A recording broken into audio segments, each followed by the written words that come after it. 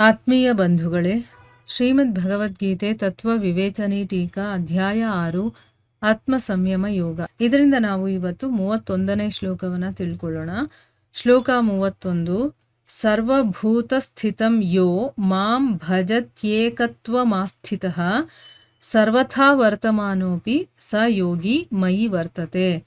ಅನುವಾದ: ಯಾವ ಪುರುಷನು ಏಕೀಭಾವದಲ್ಲಿ ಸ್ಥಿತನಾಗಿ ಸಂಪೂರ್ಣ ಭೂತಗಳಲ್ಲಿ ಆತ್ಮರೂಪದಿಂದ ಸ್ಥಿತನಾದ ಸಚ್ಚಿದಾನಂದ ಘನ ವಾಸುದೇವನಾದ ನನ್ನನ್ನು ಭಜಿಸುತ್ತಾನೋ ಆ ಯೋಗಿಯು ಎಲ್ಲ ಪ್ರಕಾರದಿಂದ ವರ್ತಿಸುತ್ತಿದ್ದರೂ ಸಹ ನನ್ನಲ್ಲಿಯೇ ವರ್ತಿಸುತ್ತಾನೆ.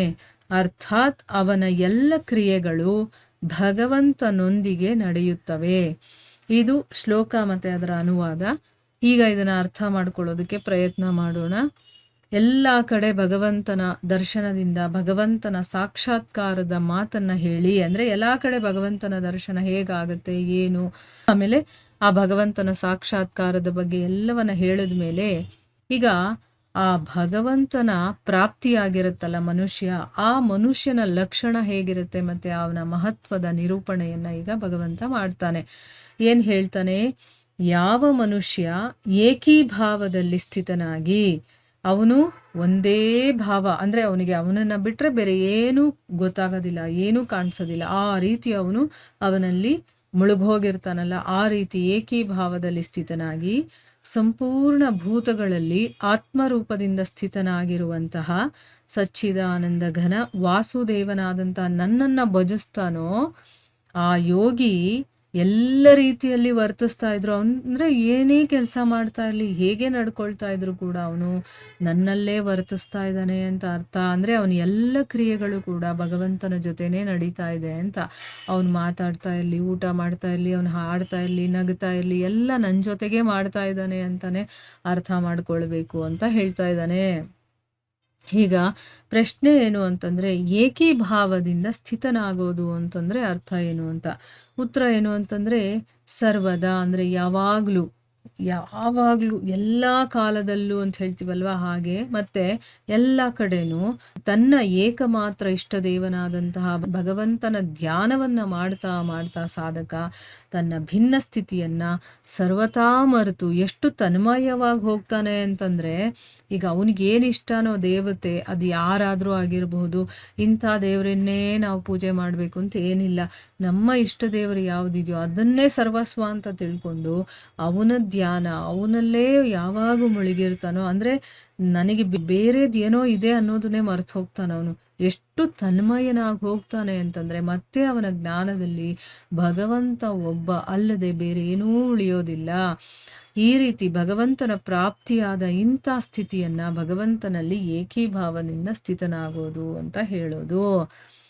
ಈಗ ನಮ್ಗೆ ಅರ್ಥ ಆಗಿದೆ ಅಲ್ವಾ? ಮುಂದಿನ ಪ್ರಶ್ನೆ ಏನು ಅಂತಂದರೆ, ಎಲ್ಲ ಭೂತರಲ್ಲಿ ಸ್ಥಿತನಾಗಿರುವಂಥ ಭಗವಂತನನ್ನು ಭಜಿಸೋದು ಅಂತಂದರೆ ಏನು? ಎಲ್ಲ ಭೂತರಲ್ಲಿ ಅಂದರೆ ಎಲ್ಲ ಜೀವಿಗಳಲ್ಲೂ ಕೂಡ ಸ್ಥಿತನಾಗಿರುವಂಥ ಭಗವಂತನನ್ನು ಭಜಿಸೋದು ಅಂತಂದರೆ ಅರ್ಥ ಏನು ಅಂತ ಪ್ರಶ್ನೆ. ಉತ್ತರ ಏನು ಅಂತಂದರೆ, ಈಗ ಆವಿಯಾಗಿರಬಹುದು, ಮೋಡ, ಮಂಜು, ನೀರಿನ ಹನಿ ಮತ್ತು ಮಂಜುಗಡ್ಡೆ, ಇದರಲ್ಲಿ ಎಲ್ಲ ಕೂಡ ಸದಾ ನೀರೇ ತುಂಬಿರೋ ಹಾಗೇನೆ ಇಡೀ ಚರಾಚರ ವಿಶ್ವದಲ್ಲೂ ಕೂಡ ಒಬ್ಬ ಭಗವಂತನೇ ಪರಿಪೂರ್ಣನಾಗಿದ್ದಾನೆ.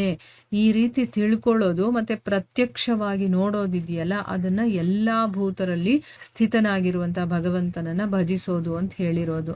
ಈ ರೀತಿ ಭಜನೆ ಮಾಡುವಂತಹ ಮನುಷ್ಯನಿಗೆ ಭಗವಂತ ಸರ್ವೋತ್ತಮ ಮಹಾತ್ಮ ಅಂತ ಹೇಳಿದ್ದಾನೆ.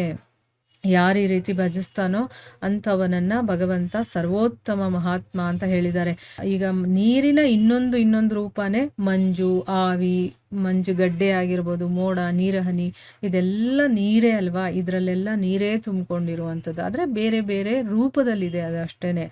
ಬೇರೆ ಬೇರೆ ಸ್ಥಿತಿ ಆಗಿರ್ಬೋದು, ಬೇರೆ ಬೇರೆ ರೂಪದಲ್ಲಿದೆ. ಆದರೆ ನೋಡೋದಕ್ಕೆ ಅದು ಬೇರೆ ಅನ್ಸಿದ್ರು ಅದ್ರ ಒಳಗಡೆ ಇರುವಂಥ ಸಾಮಾನ್ಯ ಒಂದು ವಸ್ತು ಯಾವುದು ಅಂತಂದರೆ ಅದು ನೀರು. ನೀರಿನ ಬೇರೆ ಬೇರೆ ರೂಪಗಳಲ್ವ? ಅದೇ ರೀತಿ ಭಗವಂತ ಎಲ್ಲ ಕಡೆಯೂ ಕೂಡ ಆವರಿಸ್ಕೊಂಡಿದ್ದಾನೆ.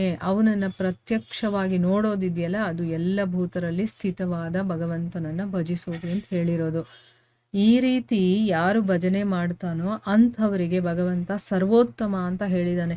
ಅದು 7ನೇ ಅಧ್ಯಾಯದ 19ನೇ ಶ್ಲೋಕದಲ್ಲಿ ಬರುತ್ತೆ.